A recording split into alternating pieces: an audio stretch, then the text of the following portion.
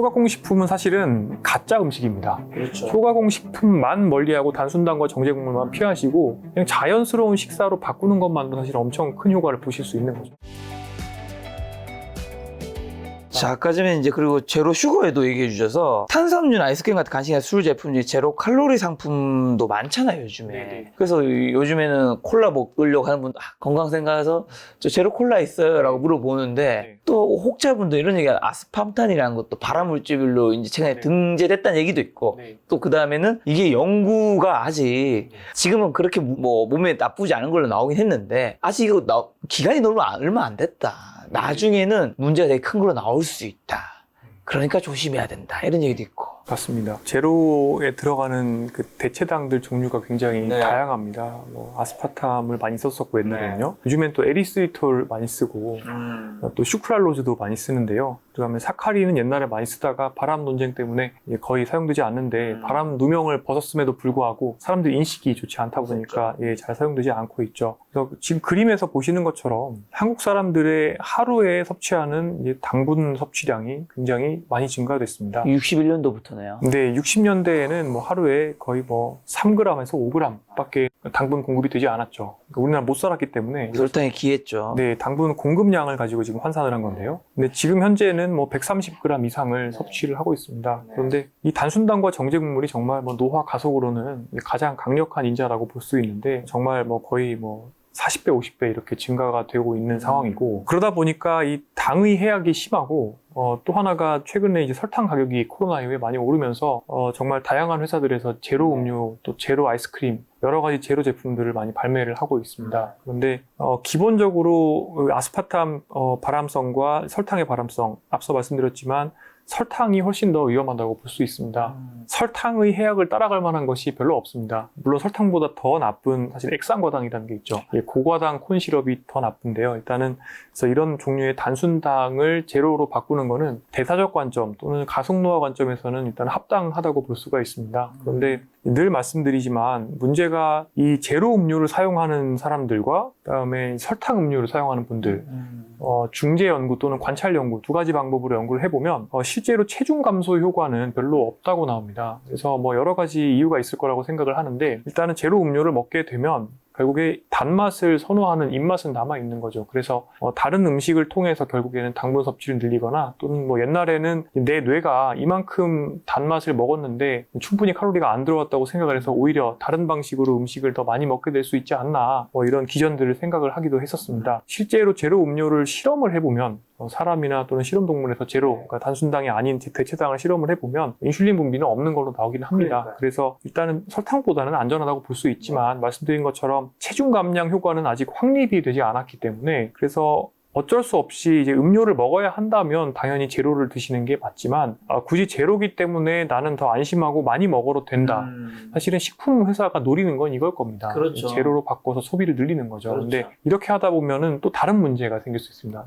예를 들어서 에리스리톨 같은 이런 제로 대체당을 먹게 되면 설사를 많이 할 수 있죠. 그리고 실제로도 마이크로비옴, 그러니까 장내 세균총에 영향을 준다는 간접적인 증거들이 많이 있기 때문에 또 이런 장내 세균총이 안 좋은 방향으로 변하면 또 식탐이 더 생긴다든지 또 만성염증이 생긴다든지 원치 않는 결과들을 얻을 수가 있기 때문에 제로 음료라고 해서 남용을 하지는 않으셨으면 좋겠고 제가 이제 그 김 작가님과 여러 번 비슷한 내용을 말씀드렸지만 항상 이제 물을 드시거나 또는 아니면 당분이 들어있지 않은 탄산수나 자연스러운 음료들을 택하시는 게 좋고 그렇게 해서 입맛을 좀 더 부드럽게 만드시는 게 그래서 입맛을 단 것을 쫓지 않는 입맛으로 바꾸는 게 좋고요. 지금 입맛이 바뀌는 것은 그렇게 오래 걸리지 않습니다. 저 같은 경우에도 단순당과 정제 국물을 거의 안 먹는 편이고 최대한 무당으로 살려고 노력을 하는 편인데 이렇게 입맛을 유지하다 보면 그러다가 갑자기 이제 디저트나 이런 것들 드셔보시면 오히려 너무 인위적이고 너무 달아서 먹기가 힘들다 이렇게 느끼실 정도가 되실 수 있을 겁니다. 교수님도 원래 그렇게 살았던 게 아니고 원래는 체중이 90kg에 달하고 30대 중반에 고혈압도 생긴 적이 있다고. 네. 제가 고3 때 88kg를 찍었었고요. 근데 수능 키가 어떻게? 키는 지금이랑 똑같았습니다. 175인데요. 근데 그때는 제가 조금 더 구부정했기 때문에 그때 재면은 173이 나왔었습니다.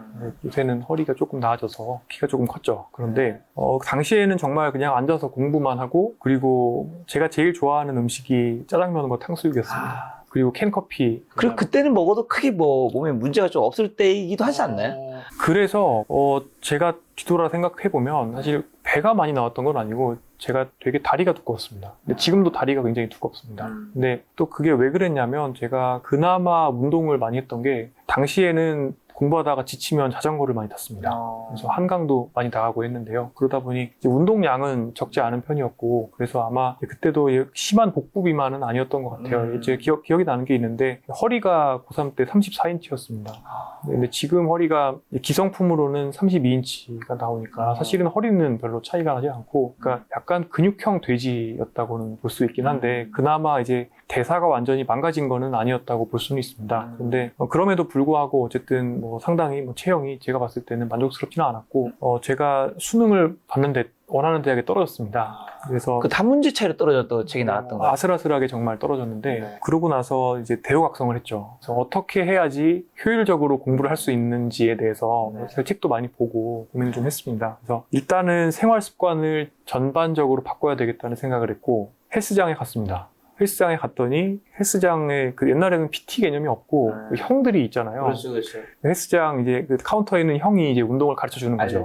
그래서 너는 일단은 웨이트는 하지 말고 유산소를 해라. 그래서 그때 알려준 게 40분을 트레드밀을 타고 잠깐 쉬고 그 다음에 한 30분 정도를 스태퍼를 타라 그랬습니다. 그래서 그거를 하면서 그다음에 그때 옛날에는 칼로리를 적게 먹는 게 살 빠지는 거라 그래가지고 몇 달 동안 한 3개월 동안을 양상추하고 오이, 방울토마토 뭐 이런 걸 위주로 식사를 했습니다. 그렇게 하니까 겨울방학 지나면서 거의 한 20kg 가까이 빠지더라고요. 이렇게 해서 체중을 뺀 다음에 지금까지 거의 그 체중을 유지를 하고 있습니다. 그리고 다시 이제 고혈압 말씀. 30대 중반에 고혈압이 되시고. 근데 제가 그러니까 전공이 마친 다음에 박사를 하러 이제 한국과학기술원에 갔죠. 박사를 졸업을 해야 되는데 제가 졸업 논문 심사를 봤는데 교수님들이 완전 이제 새로 써야 된다. 이게 졸업 논문이 미흡하다. 그래서 한 달의 말미를 주시고 실험을 대폭 보강하고 내용도 크게 증량을 해야 된다. 이렇게 말씀을 주셔서 거의 한 달 동안 밤을 정말 하면서 했습니다. 안 좋은 음식 다 먹었겠죠, 뭐. 그렇습니다. 연구실에서 하루 3시간 자면서 실험 돌려놓고 쪽잠 자고 또 실험 돌리고 이런 식으로 하고 결과 나오면 논문에다 집어넣고 그렇게 해서 어찌어찌 졸업은 했는데 그때 이제 졸업하기 직전에 헌혈을 하러 갔더니 혈압이 위의 혈압, 수축기 혈압이 160이 나온 겁니다. 그래서 이게 물론 잠 못 자고 굉장히 극단적인 상황이니까 그럴 수가 있었는데 그때 그래서 혈압약을 먹게 되었죠. 지금은 혈압약을 다 끊었습니다. 근데 지금 트레드밀 얘기해 주셔서 한 가지 네. 궁금한 게 이제 특히 정현 교수님이 러닝 되게 좋아하시잖아요. 그래서 네. 제가 듣기로 가장 빨랐던 속도가 39분대. 그쵸. 10km, 10km. 엄청 빠른 거죠. 저 러닝을 지금은 좋아하는데. 그거 안 됩니다. 네. 러닝이 야외 달리기 있고 트레드밀이 있잖아요. 네. 뭐 둘 다 장단점이 있긴 한데 제가 어디서 듣기로 트레드밀이 좀 안 좋다라는 얘기를, 왜냐면 원래는 사실 러닝이라는 거는 지면을 박쳐 앞으로 나가야 되는데 네. 트레드밀은 제자리에서 걷는 거니까 안 좋다라는 의견이 네. 물론 안 하는 것보다 낫죠 당연히. 근데 그건 사실이에요? 사용하는 근육들이 좀 다르고 이제 트레드밀의 문제는 실은 트레일 러닝 해보셨나요? 혹시? 네, 해봤죠. 트레일 러닝 같은 거를 하게 되면 정말 다양한 근육들을 그렇죠. 사용하고 지면들이 막 불규칙하니까. 네. 근데 이제 그 로드에서 일반 러닝을 하더라도 네. 그 정도까지는 아니지만 이제 다양한 우리가 상황들 그리고 특히 감속 동작들도 하게 되는데 트레드밀 같은 경우는 한 가지 동작만 반복하다 보니까 보통 그렇게 하면 저 같은 경우에도 이제 대퇴의 앞에 있는 사두근 위주로 사용을 하게 됩니다. 근데 그러다 보니까 저는 그렇지 않아도 대퇴 사두근이 과발달돼서 이 사두근은 풀어야 되고 둔근은 또 취약한 이제 특성이 있는데 이런 취약성과 과발달이 악화될 수가 있습니다. 그래서 저 같은 경우에도 트레드밀을 그래도 어쩔 수 없이 사용을 하지만 반드시 다양한 환경에서의 달리기를 섞어서 하려고 노력을 하고 있고, 그다음에 트레드밀을 할 때도 이제 저희 운동 선생님은 어떻게 하냐면 트레드밀에서 굉장히 느리게 해놓고 왼쪽으로도 뛰고 오른쪽으로도 뛰고 뒤로도 뛰고 다양한 동작으로 뛰라고 말씀을 주시고, 또 트레드밀 하면서도 이제 관절과 여러 가지 상체 이런 데 힘도 빼고 트레드밀을 하도록 이제 저한테 지시를 하고 계십니다. 그래서 트레드밀이 무조건 나쁘다고는 볼 수는 없지만 이제 트레드밀만 하게 되고 스트레칭이나 다른 운동들을 전혀 안 하게 되면 기존에 가지고 계신 근골격계 문제가 오히려 더 악화될 수가 있습니다. 그래서 항상 이제 다양한 운동을 또 다양한 자세로 하시라고 말씀드립니다. 말씀만 들었을 때는 트레드밀보다는 로드 러닝이 좀 더 나은 것 같네요.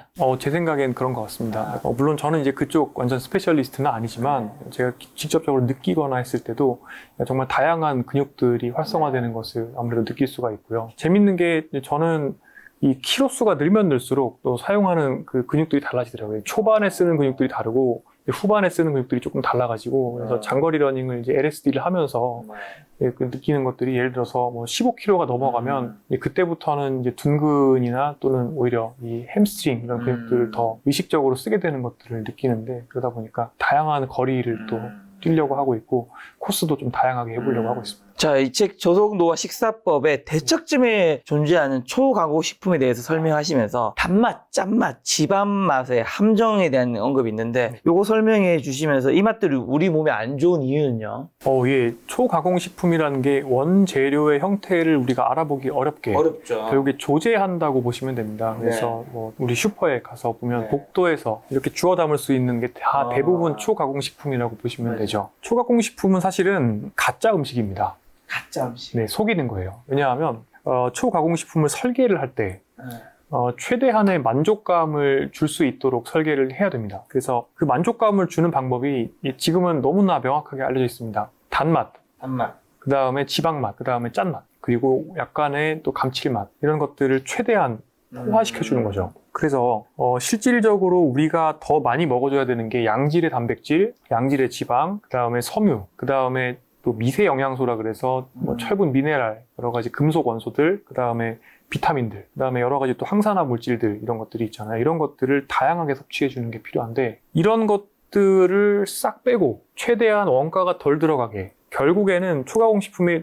조제가 될 때 들어가는 게 곡물, 밀가루나 옥수수 가루나 이런 것들을 넣고 그 다음에 설탕, 소금, 거기다 팜유 이런 것들을 집어넣고 그 다음 조미료 이런 것들을 넣어서 최대한의 쾌감은 주되 하지만 실제로 우리가 더 먹어줘야 되는 부분들은 거의 없고 근데 이런 물질들이 우리 몸에 들어오게 되면 초가공식품에 들어있는 결국에 단순당과 정제국물에다가 염증 만드는 지방이거든요. 염증 만드는 지방은 즉각적으로 우리 몸의 인슐린 저항성을 악화시키고 혈관의 염증도 만드는데 이렇게 인슐린 저항성이 악화된 상태에서 심지어 단순당과 정제국물을 때려 넣으면 혈당 스파이크는 정상적인 일반 음식, 진짜 음식보다 훨씬 더 높아지겠죠. 그러면 인슐린이 더 많이 나옵니다.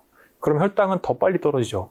혈당이 이렇게 빨리 떨어지면 그때는 불쾌를 느끼고 또 그때 스트레스 호르몬을 느낍니다. 그리고 그때 식욕 촉진 호르몬 그렐린이 나오게 됩니다. 그러면 이 그렐린과 코티솔 스트레스 호르몬은 다시 음식을 더 먹게 만들어요. 그래서 우리가 초가공식품을 먹게 되면 내가 먹어야 되는 양보다 훨씬 더 많은 칼로리를 먹게 되는 우려가 있고요. 게다가 문제는 이 단순당과 정제국물이 우리 몸에 제가 항상 말씀드리는 3대 안 좋은 지방 삼총사 지방간, 복부지방, 근내지방 마블링 이런 것들을 만드는데 이 안 좋은 지방들이 또 렙틴이라는 내가 음식을 충분히 먹었을 때 포만감을 느끼게 해주는 고마운 호르몬인데 이 렙틴의 저항성을 만듭니다. 그래서 렙틴을 못 느끼게 만들어서 음식을 더 먹게 만들어요. 그래서 내가 초가공식품을 통해서 비만해졌다. 그러면 식욕은 더 올라갑니다. 문제는 이제 요즘에 지방을 태우는 몸 이런 것도 사람들 관심이 많으신데 우리 몸의 지방세포가 원래 미토콘드리아를 가지고 있어서 잘 탈 수 있습니다. 추위에 노출되거나 스트레스 받으면 탈 수가 있는 건데 이 지방에 있는 미토콘드리아가 빠집니다. 왜 빠지냐면 이 안 좋은 지방, 복부지방, 지방간, 근내지방에서 만들어내는 안 좋은 지방 호르몬의 패턴들이 결국에 피하 지방에 있는 미토콘드리아를 제거시켜요. 그러면 나는 초가공식품을 많이 먹고 비만이 생겼는데 체중은 늘었는데 기초대사량이 줍니다. 열 발생이 안 됩니다. 그런 상황에서 식욕은 더 올라가죠. 초가공식품을 많이 먹게 되면 이 악순환이 계속 뱅뱅 도는 거예요. 그러다 보니까 초가공식품을 빼고, 그러니까 사실은 저속노화 식사법에서 빼라고 하는 것들이 초가공식품에 들어있기 때문에 초가공식품만 멀리하고 단순당과 정제국물만 피하시고 그냥 자연스러운 식사로 바꾸는 것만도 사실 엄청 큰 효과를 보실 수 있는 거죠. 자, 그래서 이 책에는 그런 레시피가 굉장히 많이 이제 뒤에 한 3분의 1 정도 레시피가 수록되어 있던데 생소하고 사실 낯선 식단은 아닌 것 같아요. 한식 레시피가 굉장히 주로 이루고 있는데 한식이 정말 저속노화에 도움이 되나요? 그리고 책에서도 마인드 식단이랑 우리나라의 조선시대? 옛날 식단이랑 그래서 좀 유사한 편이라고요? 맞습니다. 한식이 두 가지 부류가 있습니다. 조선시대에 양반이 먹었던 또는 왕이 먹었던 한식이 있죠. 왕은 하루에 5끼를 먹었습니다. 그리고 죽도 먹고 떡도 먹고 밥도 먹고 국수도 먹고 하루 종일 그렇게 먹었습니다. 그래서 왜 저희가 잘 알고 계시는 세종대왕 당뇨병과 당뇨합병증으로 나중에는 뭐 시력도 많이 떨어지고 고생을 많이 하셨죠. 그다음에 조선시대 왕들 보면은 이제 단명하신 분들도 많고 뭐 여러 가지 또 대사질환과 관련된 뭐 합병증 또는 염증, 종기 이런 걸로 돌아가신 분들이 굉장히 많습니다. 근데 조선시대의 서민들, 일반 백성들은 하루에 2끼를 먹었습니다. 점심은 젖만 찍었다고 하죠. 그래서 아침과 저녁을 먹었는데 이 아침과 점심이라는 게 100% 잡곡밥에다가 약간의 된장에다가 채소에다가 뭐 생선이 있으면 되게 운이 좋은 거고 뭐 거의 그 정도였거든요. 그렇죠. 거의 그냥 고봉밥을 잡곡밥으로 먹는 게 메인이었고 거기다 약간의 뭐 두부 정도가 아마 단백질 보충이 아니었을까 이렇게 생각을 되게 합니다. 건강해 보이네요. 네. 이 전통 한식이라는 건 제가 말씀드린 전통 한식이 재미있게도 블루존 식사, 장수마을 식사와 굉장히 비슷합니다. 결국에 약간 못 살아야 됩니다. 못 살고 이제 구황, 기근 뭐 이런 상황에서 우리가 먹게 되는 게 잡곡이고 채소고 막 이렇잖아요. 그런 것들이 해놓고 보니까 결국에 장수 식단인 거죠. 그래서 제가 말씀드리는 한식으로 마인드 식단 또는 지중해 식단 뭐 다 가능하다라고 말씀드리는 게 결국에 이제 지중해 식사와 유사한 특징을 가지는 옛날 서민의 그런 식사들을 우리가 돌아가야 된다. 그런 식사들로 돌아가야 된다는 걸 말씀드리는 거고요. 그래서 60년대, 70년대의 집밥을 생각을 해보시면 되고 물론 여기서 소금을 많이 빼야 됩니다. 네, 저염을 한 60년대, 70년대 집밥이라고 생각을 하시면 그대로 명확하겠고요. 그래서 저는 많은 때로는 이제 약속을 잡으면 제가 왠지 이제 건강한 음식 좋아할 것 같아서 한정식으로 잡으시는 분들이 있는데 그래서 저 이제 약속 잡을 때 부담스러워. 근데 저는 사실 다 잘 먹습니다. 뭔가 술과 기반된 뭔가를 할 때 그래도 저 예전에 기억나는 게 와인 한잔 할 때 그때 네네. 약간 지중해 스타일로 저희 굴 먹고 뭐 그랬던 맞아, 적이 맞아. 있었습니다. 샐러드랑 굴이랑 먹었었어요. 근데 와인을 2병 마신 게 문제죠. 와인을 많이 먹었죠 그때는. 그래서 제가 참 표리부동한 사람이 되는 건가요? 하지만 자주 드시진 않잖아요. 술을 요새 절주하려고 노력을 많이 하고 있습니다. 네, 금주를 올해 또 했었고요. 그래서 네. 아무튼 한정식이라는 것은 뭐 전두환 때 이제 좀 파이널라이즈가 됐다고 얘기를 하죠. 전두환 시절에 올림픽 준비하면서 처음에 호박죽으로 시작을 하고 그 다음에 뭐 잡채 나오고 이렇게 쭉쭉 나오다가 마지막에 식사로 끝나는 이런 한정식이 완성이 됐다고 얘기를 합니다. 그래서 물론 조선시대의 그런 코스 요리들을 가져온 것들이긴 한데 단순당과 정제 국물이 많이 들어 있습니다. 그래서 이런 한정식 스타일은 저는 그렇게 좋아하지는 않고 실제로도 먹어보면은 뭐 굉장히 식곤증이 심하고 굉장히 졸리고 또 배도 빨리 꺼지고 다리도 붓습니다. 그래서 한식도 한식 나름이라는 거고요. 그래서 안타깝게도 우리가 밖에서 접할 수 있는 한식 메뉴라는 게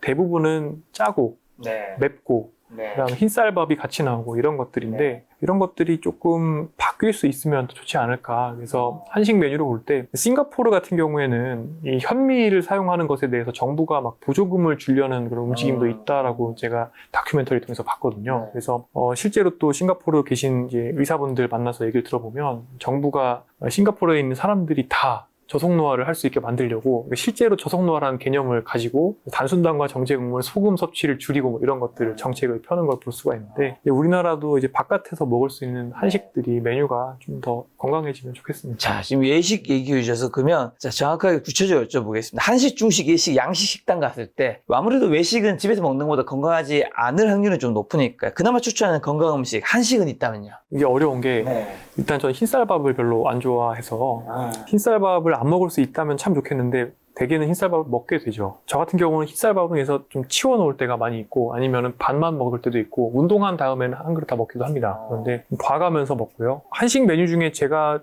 좋아하는 메뉴는 돼지국밥? 돼지국밥. 네. 돼지국밥이 여러 가지 그래도 물론 붉은 고기긴 하지만 다양한 돼지의 그런 부위들 이제 끓여서 나오지 않습니까? 대신 밥은 반 그릇 정도만. 네, 밥은 조금만 먹고 또 돼지국밥집에 가면 채소도 옆에 이제 많이 주는 데들이 있죠. 부추. 네, 시골로 가면 갈수록 채소의 양이 늘잖아요. 또 쌈채소 주시는 데도 많이 있고요. 그래서 채소를 일단 많이 먹고 거꾸로 식사법 그대로 할 수 있죠. 채소 많이 먹고 그 다음에 단백질, 수육 이런 것들 국에 들어있는 거 먹고 국물은 저는 정말 운동한 경우 아니면 웬만해서는 국물을 많이 먹지는 않아요. 참 아이러니하네요. 네. 국밥집 가는데 국을 안 먹는다. 네, 국물은 아니면은 아예 그 간을 하지 않은 채로 그냥 조금 먹거나 이렇게 하는 편이고 그다음에 밥은 조금만 먹고 이렇게 하면 참 좋은 메뉴. 자, 그럼 중식은요? 중식은 일단 가지 요리, 예, 채소 요리들이 많이 있잖아요. 그런 것들 좀 시키고요. 그다음에 이제 같이 가는 분들이 대개는 또 원하시는 메뉴가 고기 메뉴가 많기 때문에 어쩔 수 없이 탕수육 아니면 뭐 깐풍이 하나 나오는 거죠, 뭐. 많이 먹고 그다음에 제가 개인적으로는 좋아하는 거는 마파두부밥. 마파두부밥이 좀 괜찮군요. 마파두부밥 좋아하고 이제 두부를 베이스로 한 요리들 그다음에 채소를 베이스로 한 볶음 요리들 이런 것들 많이 좋아하고 한국식 중국집 말고 정말 중국식으로 우리가 양꼬치집 같은 데 가면 여러 가지 중국식 메뉴들이 있잖아요. 그런 데 가면 이런 채소 메뉴들이 많이 있거든요. 그런 것들 즐기는 편입니다. 양식은요? 양식은 요새는 지중해식 레스토랑도 있습니다. 또 지중해식을 하는 브런치 카페들도 있고요. 네네. 그런 데에서 식사를 해본 적도 있는데 그렇지 않다라고 하면은 뭐 이탈리안이나 이런 데 가면 좀 채소를 충분히 시킬 수가 있고 또 해산물 요리도 충분히 시킬 수가 있기 때문에 주로는 이제 너무 탄수화물, 그러니까 파스타나 피자, 그다음에 고기류 이런 것들 위주로 먹지 않으려고 좀 노력을 하는 편이고 이렇게 여러 가지 재료를 섞을 수 있기 때문에 나쁘지 않은 것 같고 특히 이제 채소를 처음에 또 먹을 수가 있기 때문에 샐러드를 시켜서 많이 먹으면 이제 그걸로 배도 채울 수가 있고 그래서 양식은 비교적 좀 유도리가 있는 것 같아요. 여러 가지 그 알라카르트 요리 중에서 제가 고를 수 있는 것들을 고르게 되면요. 그런데 양식도 양식 나름인데 이제 미국식 다이너 이런 데 가면, 패스트푸드 가면 쉽지 않죠. 예, 그런데 햄버거를 먹는다라고 하면 제가 햄버거도 꽤 먹었습니다. 요새도 간혹씩 바쁘면 먹는데 일단은 바깥에서 이제 왔다 갔다 하면서 또 이동이 굉장히 많은 상황 또는 칼로리 소모가 많은 상황이라고 하면 약간의 탄수화물 먹는 것은 괜찮다고 생각을 하고요. 햄버거 자체가 이제 단품으로 먹으면 그렇게 나쁘진 않습니다. 물론 붉은 고기를 이제 직화로 하기 때문에 그렇게 좋다고도 할 수는 늘 문제는 없지만 세트죠. 네, 콜라와 감자튀김. 네, 콜라를 많은 분들께서는 설탕 콜라를 드시고 거기다 감튀까지 라지로 드시는데 이러면 정말 안 좋고 그러니까 햄버거를 드신다고 하면 저는 단품을 드시고 제 와이프는 단품에서도 빵을 좀 덜어내고 먹습니다. 제 와이프가 저보다 더 관리를 열심히 하거든요. 그래서 햄버거를 먹는다고 하면 와이프는 빵 치워놓고 빵을 다 덜어내 안에 거만 먹어요? 내 안에 거만 먹는 거죠. 그래서 그렇게 하면 뭐 스테이크, 함박 스테이크가 되는 거잖아요. 함박 스테이크와 샐러드를 같이 먹는 효과가 있기 때문에 자, 일식은요? 일식도 여러 가지가 있는데 스시 오마카세는 간혹 이제 먹게 되는데 요즘에는 거의 먹을 기회가 없는 것 같습니다. 이게 유행이 조금 또 바뀌어서 스시 오마카세는 어때요? 저는 스시 오마카세는 그 먹을 때는 생선이 고기보다는 건강하니까 오케이. 물론 흰살이 좀 있는 게 좀 그렇긴 하지만 그래도 뭐 스시의 밥을 맛있게 하려면 초물에 설탕을 많이 넣어야 되죠. 그래서 흰쌀밥에 설탕까지 넣은 밥을 우리가 먹게 되는 거다 보니까 스시 오마카세 먹고 나면 먹을 때는 되게 기분이 좋은데 먹고 나면 컨디션이 별로 안 좋습니다. 그래서 그렇게 제가 선호하는 메뉴는 사실 아니고요. 그러니까 스시집도 그렇고 초밥 자체를 그렇게 선호하지는 않습니다. 정말 일정상 이렇게 먹어야 되면 이제 먹기는 하는데 저는 트릭이 하나 있습니다. 탄수화물 흡수 속도를 늦춰주는 보글리보스나 아카보스 같은 성분의 약을 보유하고 있기 때문에 이런 것들 흰쌀밥을 억지로 먹어야 되는 상황에서는 아카보스나 보글리보스를 미리 먹기도 합니다. 약을 먹는다고요? 네. 그것 때문에? 그래서 이게 혈당 스파이크가 실제로 큰 차이가 납니다. 제가 측정을 해보면 그 약으로 인한 부작용은 없나요? 약이 거의 흡수가 되지 않습니다. 그러니까 위장에서 탄수화물의 분해 속도, 그러니까 예를 들어서 아카보스 같은 경우는 두 가지 효소를 억제하는데 아밀라제라는 효소를 전분이 분해될 때 필요한 효소를 억제하고 두 번째로 알파 글루코시다제라고 하는 이당류를 단당류로 만드는 효소를 억제합니다. 그러다 보니까 혈당 스파이크를 좀 늦춰주는 효과가 있기 때문에 저는 흰쌀밥이나 빵을 억지로 먹어야 되는 상황에서는 아카보스나 보글리보스를 사용을 하고 있고 근데 그럼에도 불구하고 하여튼 안 먹을 수 있으면 최대한 안 먹는 편인데 일식 중에 일본에서 먹을 수 있는 요리 중에 가이세키 요리 있죠. 네, 한국에서는 가이세키 요리를 먹을 기회는 거의 없는 것 같고요. 일식 코스 요리입니다. 아니면은 그냥 횟집에 가면은 사실 정말 채소와 제가 제일 좋아하는 건 오이거든요. 오이 있죠. 오이 찍어 먹고 초장에 고추, 살짝 찍어 쌈. 네, 그런 것들 잔뜩 먹으면서 그리고 소주. 그렇죠. 소주를 완전히 안 먹기는 어렵습니다만은 이제 그렇게 식사를 하면 컨디션이 좋은 것 같습니다. 그래서 일식도 또는 이런 한국화된 일식이죠. 또는 뭐 한국식 횟집 이런 것도 우리가 좀 어떤 것을 그 안에서 먹을 건지 선택을 하면은 좀 슬기롭게 먹을 수가 있어 보입니다. 스시 오마카세도 별로 안 좋아하시고 소고기도 즐겨 드시지 않는 거를 보면 사실은 보통 소나 스시나 둘 중에 하나 정도는 대부분 엄청 다들 좋아하시는데 그래서 이제 정의원 교수님은 콩을 굉장히 좋아하시잖아요. 네, 콩을 좋아합니다. 콩. 그래서 사람들이 이제 렌틸콩, 전도사를 알고 있고 콩만 먹는다고 알고 있다고요. 정말 콩을 좋아합니다. 이상적으로 봤을 때, 그러니까 저속노화 식사법의 개념이라는 게 내가 섭취하는 대부분의 칼로리와 그다음에 단백질 이런 것들을 통곡물과 콩과 견과류를 통해서 섭취를 해라라고 권고를 하거든요. 그래서 거기서 이제 내가 더 해준다고 했을 때 평상시에 우리가 한국에서 일상생활하면서 가장 효과를 볼 수 있는 게 사실은 콩이나 아니면 콩 가공한 식품들이죠. 그래서 저는 여기서 여러 번 말씀드렸지만 제가 먹는 아침도 사실은 두유 1개, 삶은 계란 2개, 그다음에 양배추, 샐러드, 거기다가 뭐 에스프레소 1샷 이렇게 해서 두유 라떼 만들어서 먹는 그게 제가 디폴트로 먹는 아침이거든요. 그래서 아침부터 일단은 두유를 먹고 그다음에 저희 병원에서도 강낭콩이나 다른 콩들 정말 딱 한 번 렌틸콩이 나온 적이 있는 것 같은데 또 콩도 이렇게 가져갈 수 있거든요. 샐러드 바에서. 그래서 콩 나오면 콩을 잔뜩 먹습니다. 그리고 밥에도 콩을 정말 광적으로 많이 넣어 먹습니다. 제가 이 책을 지도 교수님한테 박사 지도 교수님한테 보내드렸거든요. 그랬더니 딱 책을 받아 드시면서 저한테 카톡을 보내셨더라고요. 이 책이 혹시 너 박사과정 때 먹던 그 콩 카레 얘기하는 거냐? 제가 맞습니다라고 말씀드렸는데요. 이제 박사과정 때도 렌틸 콩을 사다가 그거를 이제 쭉 이렇게 끓입니다. 끓이면은 렌틸콩 통조림과 굉장히 비슷하게 만들 수 있거든요. 통조림이 비싸니까요. 박사과정 때 이제 돈이 좀 궁하니까. 그래서 콩은 굉장히 싸기 때문에 그 콩을 이렇게 삶은 다음에 거기다가 그 일본에서 나오는 그 카레 덩어리가 있습니다. 그 카레 덩어리를 조금만 넣으면, 갈아서 넣으면 그 다음에 다시 끓이면 렌틸콩 카레가 됩니다. 그거를 점심으로 굉장히 많이 먹었습니다. 그래서 콩을 정말 그대로 먹기도 하고, 제가 렌틸콩을 처음 발견한 게 2012년인데 그때는 전공의 시절에 당직 서다 보면 사람들이 먹는 게 컵라면, 그 다음에 캔커피, 과자. 옛날에는 정말 어두운 시절이었는데 그때는 제약회사에서 또 그런 과자들을 막 갖다 줍니다. 그다음 콜라 이런 것들을 막 라벨 붙여서, 요새는 그렇게 하는데 없는데 옛날엔 막 그런 걸 막 먹으라고 넣어줬어요. 근데 지금 생각해보면 가속노화돼서 빨리 죽으라고. 네, 어쨌든 1년차 때 전공이 처음 할 때 1년차 때 그런 걸 많이 먹고 2년차 때 계단을 뛰어 올라가는데 호흡곤란이 오더라고요. 그래서 이거 큰일 났다. 보니까 배도 막 이제 잡히고요, 다시. 그래서 그때부터 이제 여러 가지 어떻게 먹어야 되나, 이제 해외 이런 뭐 포럼들도 많이 보고 책들도 많이 보면서 이제 그때부터 렌틸콩을 퍼먹기 시작했죠.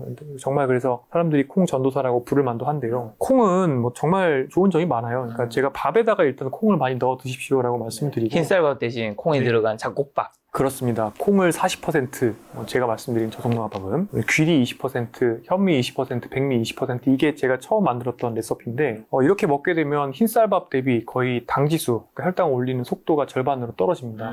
게다가 흰쌀밥에는 한 그릇 다 먹어봐야 단백질이, 백미밥은 한 7g 정도밖에 안 들어가는데 렌틸콩, 귀리, 현미, 백미를 이렇게 섞어서 밥을 만들게 되면 밥 한 공기에 단백질이 거의 20g 들어가게 됩니다. 그러니까 사실 한 끼에 젊은 사람 같은 경우에 20g 정도 단백질 섭취하면 충분하거든요. 60kg인 사람이 하루에 0.8g 먹는다 그러면 6, 8이 48g이니까 만약에 이 렌틸콩밥을 하루 3끼를 밥만 퍼먹어도, 사실 밥하고 간장이랑 채소만 먹어도 단백질 필요 섭취량을 다 충족이 되는 거죠. 이 백미가 보면 단백질은 적고 당지수는 높고 탄수화물은 많고 대부분 다 안 좋네요. 백미가 이게 지금 보면 당지수가 86이지 않습니까? 포도당 원액을 섭취하면 그게 100입니다. 그러니까 거의 포도당 원액 섭취하는 거랑 비슷한 거죠. 그래서 그냥 백미는, 이런 말씀 드리기가 뭐 하긴 한데, 우리 사회가 다 백미를 먹는 게 기본이기 때문에, 기본값으로 되기 때문에 그냥 콜라를 마시는 거 비슷한. 백미가. 그렇죠. 백미를 그대로 밥을 먹으면 그냥 콜라 마시는 것과 비슷한 정도라 보시면 되는 거예요. 가장되게 표현해서 비슷하다는 거예요? 아니면 물론 과장이죠.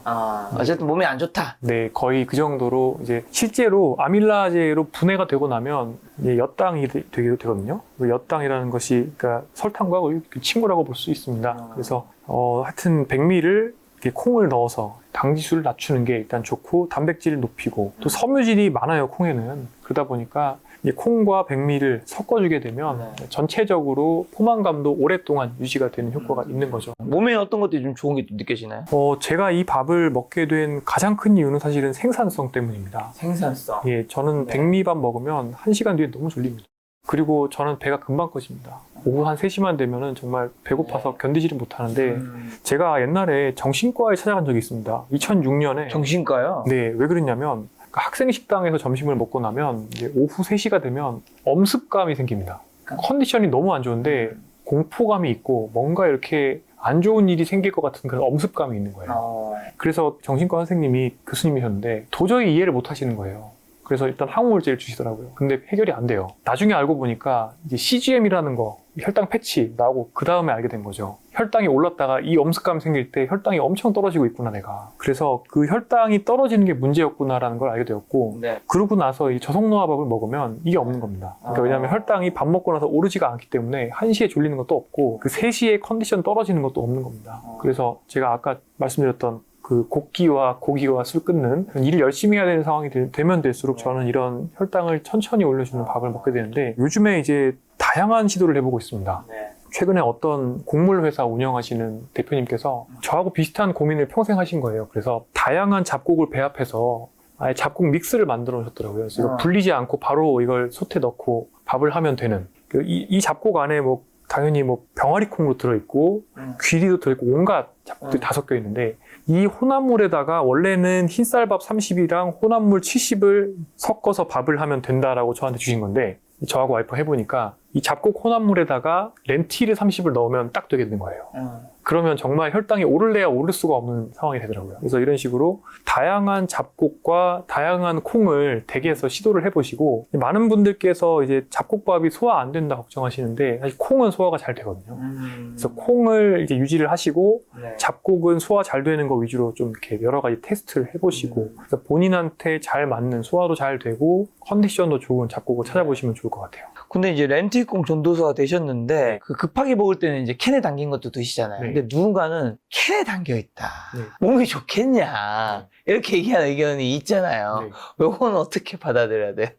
렌틸콩 통조림에 들어가는 게 통조림 자체가 안 좋지 않냐, 이게. 거기가 그 통조림 캔 금속 금속 안에를 이제 폴리프로필렌 같은 걸로 코팅을 하기 때문에 그런 게 녹아 나온다. 네. 뭐 그런 괴담들도 있죠. 근데 실제로 저는 어떻게 먹냐면 렌틸콩 통조림을 까서 거기 있는 액체 부분은 다 버리고. 이제 대부분 버릴 때가 많고요. 그리고 이제 한번 살짝 이제 세척을 해서 네. 물로 이렇게 해서 먹는 경우가 많습니다. 음. 그리고 그 물에도 사실은 정제수와 그다음에 네. 소금만 들어가기 때문에 특별히 렌틸콩 통조림이라 해서 크게 나쁠 거라고는 생각하지는 않고 이 뭐 캔, 그다음에 통조림, 그다음에 이런 어떤 플라스틱 보관 용기 이런 것들 장기적으로 사용하게 됐을 때 미세 플라스틱이나 이런 것들 그러니까. 때문에 또 유기 화합물 때문에 건강에 해가 될 수 있다 이제 우려들이 많이 있는데 이런 우려가 실제로 그 매크로 관점에서 제가 어떤 비유를 항상 쓰냐면요. 그럼 그게 싫어서 식빵 먹을래? 라고 비교를 해보면요. 그러니까. 그러니까 예를 들어서 식빵이 가지고 있는 그 해악보다는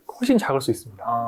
그래서 저는 그런 것들 때문에 가공식품을 먹어야 된다면 네. 그 리스크는 사실은 가공식품에 비하면 무시할 네. 만하다. 이게 다시 비교 예시를 들자면 이제 아스파탐이 발암성이 있지만 설탕이 가지고 가는 발암성에 비하면 훨씬 적다는 거죠. 그래서 정확히 이해됩니다. 네, 투자와 관련돼서도 이제 구더기 무서워서 장 못 담을까. 그래서 S&P 500을 우리가 그냥 사면 보통 이제 포트폴리오 만들 때 ETF 롱 잡고 그 다음에 채권도 있고 귀금속도 가지고 있고 이런 식으로 하지 않습니까? 근데 S&P 500이 하락할 게 두려워서 투자 포트폴리오를 아예 만들지 않는 그래서 평생 현금만 가지고 있으면 그건 이제 아니죠. 그러니까요. 그러다 보니까 이제 그 정도 매크로한 거를 고려해서 더 중요한 것들 우리가 생각하는 게 좋지 않겠느냐.